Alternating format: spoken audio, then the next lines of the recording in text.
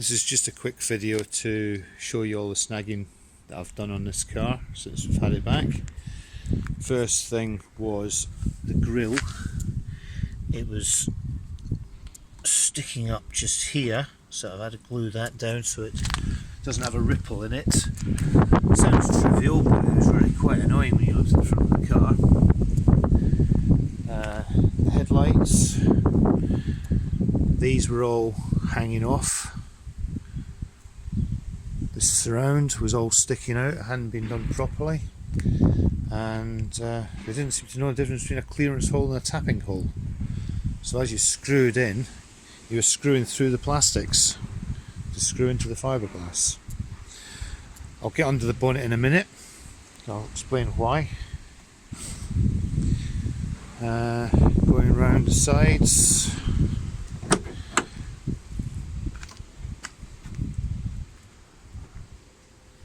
underneath here I've put a weather seal. There wasn't a weather seal in there.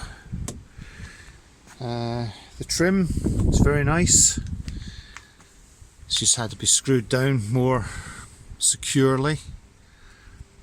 I've not done this door lock. I'll explain on the other side about the door lock. We'll do the inside in a minute. I'm in the process of painting over a sticker that was there. We've got the mini seats that are in, carpets are in. One thing the car does lack is anywhere to put anything other than there's the glove locker and there's that netting. Could really do with some drawers in the door, somewhere to put stuff, just bits of change, spare set of keys, whatever. The gauge that's missing was a clock which drew too much current, so I've sent off to the manufacturer and they're going to supply me with a voltmeter to replace it.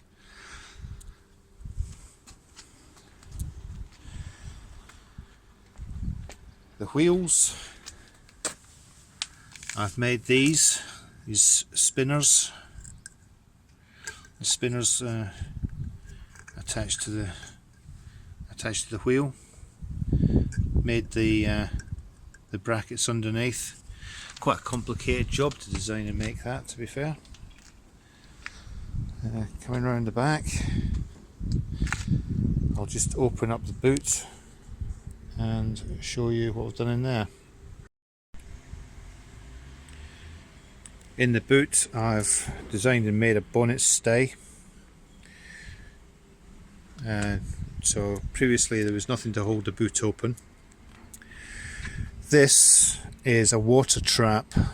Previously when it rained and you lifted the boot lid, all the water would flow off the top of the boot lid straight into the boot. So now the water falls into this water trap, goes down these holes, down this tube and comes out underneath here. Inside the boot I've carpeted over areas that were previously exposed metal. So now the boot is fully carpeted, apart from a little bit up there which I need to deal with.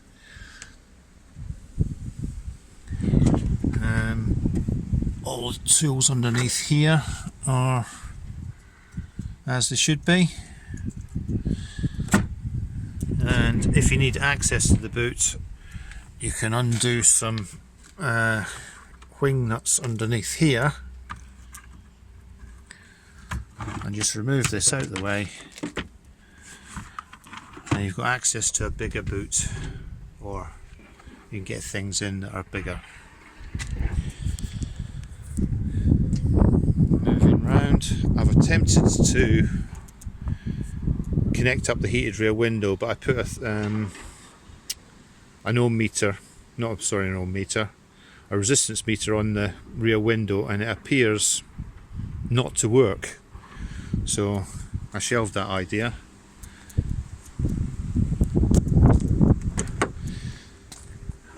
Going in here, one day I was opening the door and the handle fell off. The reason the handle fell off was the bolts weren't long enough. So I've had to take the door skin off, get inside, and using longer bolts to attach the door handle, and I've also had to use better securing bolts, or should I say fill and re-tap to secure the door skin.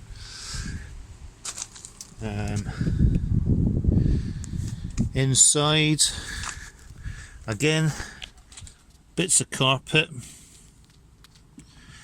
going in here, gluing down, retrimming bits of carpet, not carpet, headliner.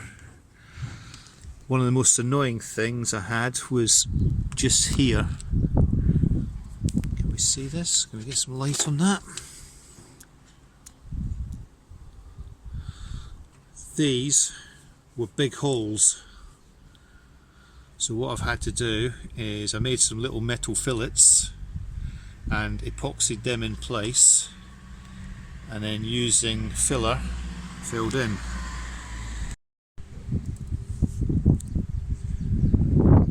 So just going into the cabin now. Just getting in. Oh. Still need to do the tracking, but done all this fascia. This is held on with two little pops and some Velcro, and you can gain access to the wires underneath. So there's little poppers. All the switches, they all work.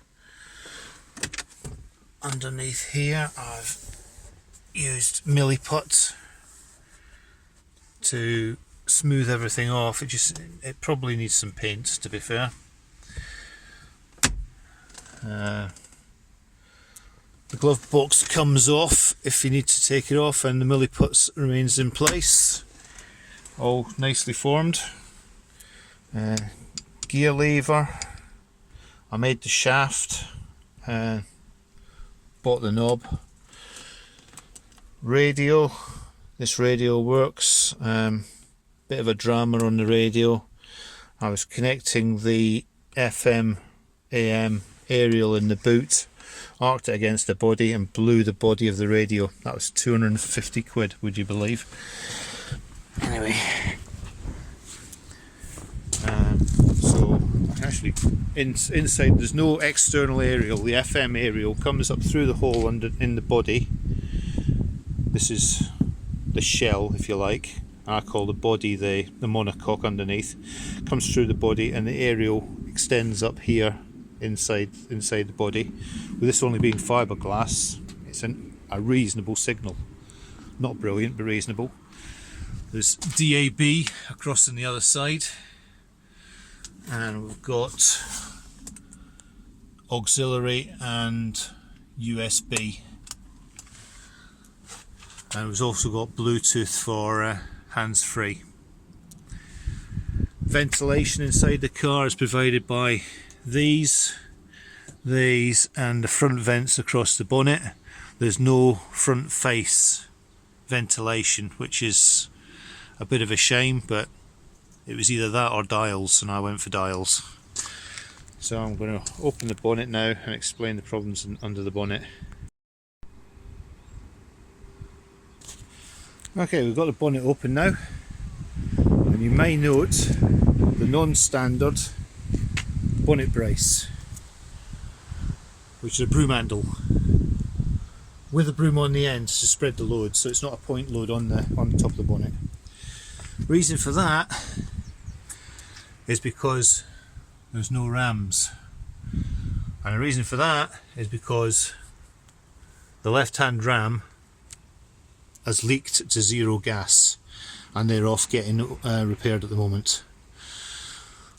But even with the rams, the bonnet is still too heavy.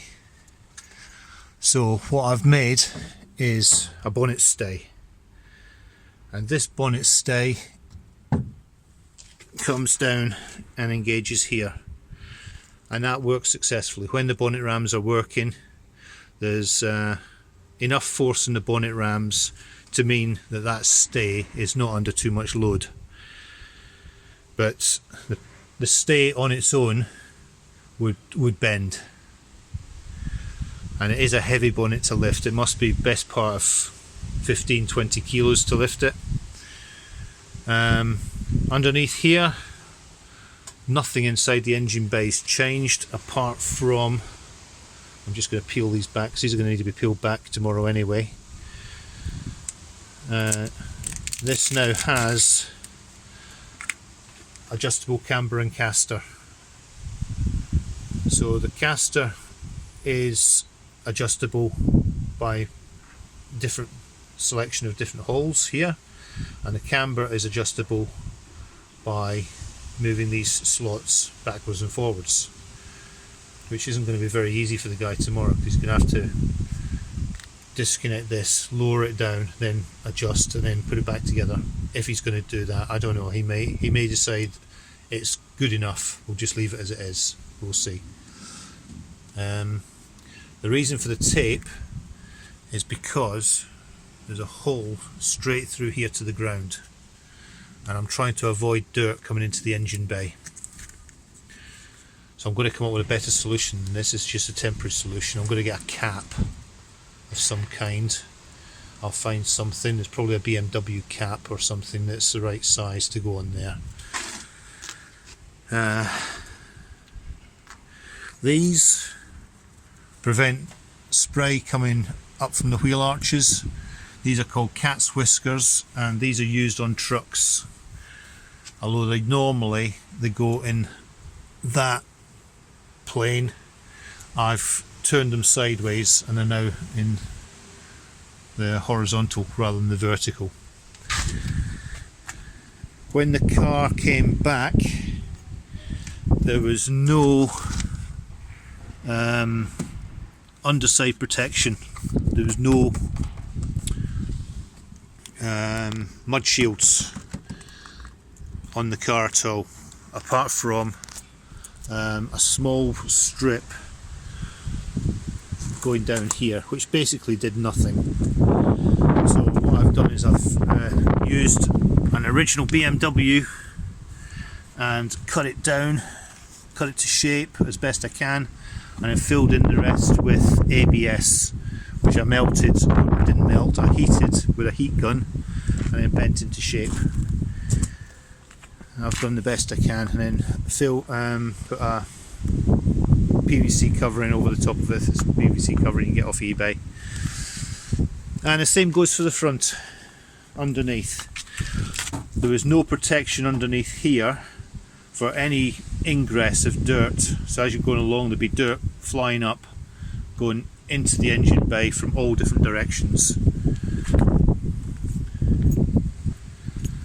And this took a lot of time to get into shape and get it to fit, and it all comes apart in the same way that a normal mudguard would. So all on bolts in the same way, so if you have to do any maintenance you can still do it. Reason for these is just to make sure this is at the correct height, so when the bonnet is shut the skirt is at the correct height relative to the bonnet, so it's sitting like that rather than being too low, too high or whatever. It's sitting in line with the bonnet. What else? Yes, the rams. What I've had to do with the rams, the original rams, if we can see through here, the original rams have 2 pins. Oh, can we see? The original rams have 2 pins, and I was able to get those 2 balls out, those 2 pin balls out, and I made this adapter plate and moved the pin further forward. So the ram's now got a longer stretch, which it needs to have because it's a stronger ram. The original rams were 770s. The new rams I think are 1200 each. And I was going to go for a stronger ram, which might have done the job properly, but the trouble with that is a stronger ram may well break this pin off. I don't want to break that pin. I think that pin's just about at its limit. Washer jets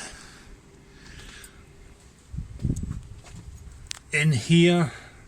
The washer jet was originally just a kinked bit of hose. That piece of hose went up, attached into the washer jet. What I've done now is I've put a 90-degree union on there, so that's actually going to spray out rather than just being a blockage. And it looks like there's a blockage over there potentially.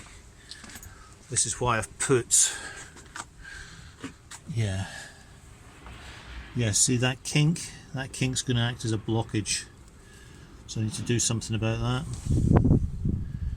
Possibly just a Jubilee clip there, just to make it, not a Jubilee clip, sorry, a zip tie, just so that's straight. That's what I'll do. I'll put another zip tie around that, so I'll do that in a minute. Do that while the bonnet's up.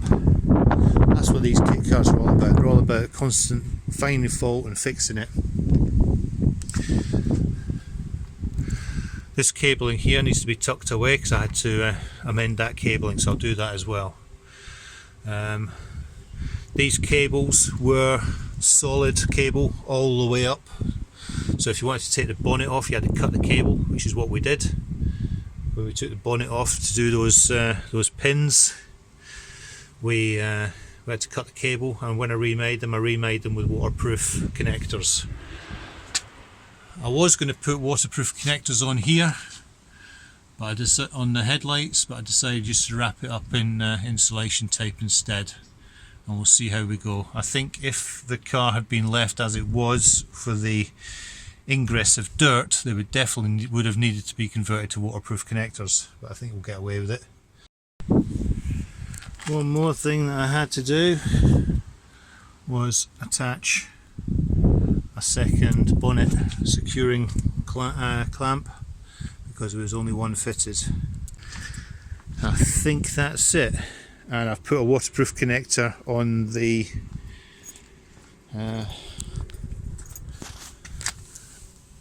rear fog light, because underneath that was just an ordinary connector. It's now a waterproof connector.